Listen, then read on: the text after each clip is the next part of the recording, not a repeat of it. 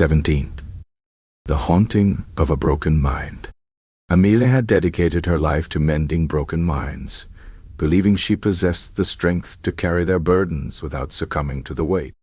But with each passing day, the line between her reality and the fragmented worlds of her patients blurred.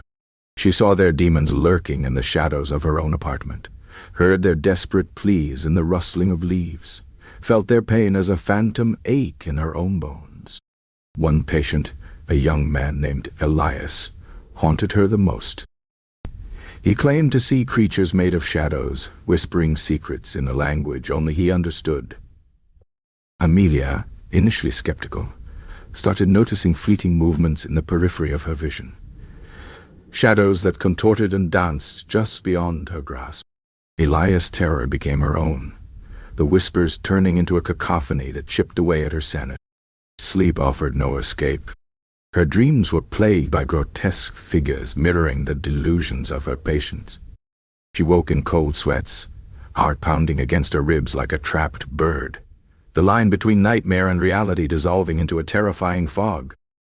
Her colleagues noticed the change, the haunted look in her eyes, the tremor in her hands. They urged her to rest, to seek help, but Amelia refused. She couldn't abandon her patients, not when they needed her the most. One stormy night, as the wind howled like a banshee against the asylum walls, Amelia found herself drawn to Elias' room. He was huddled in the corner, eyes wide with terror, mumbling about the shadows closing in.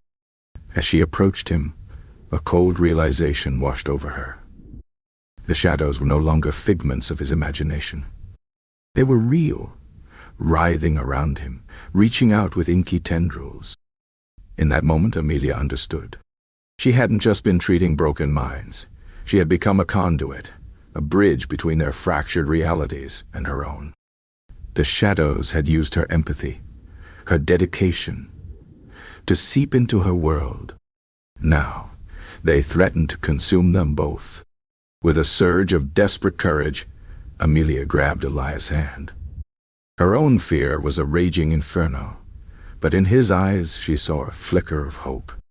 They had to fight, not just for their sanity, but for the fragile line that separated their world from the abyss.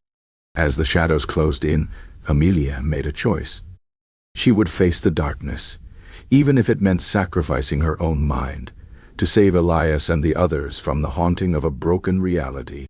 The battle for their minds had begun, and the asylum, once a refuge for the lost, became a battlefield where shadows danced and sanity hung by a thread.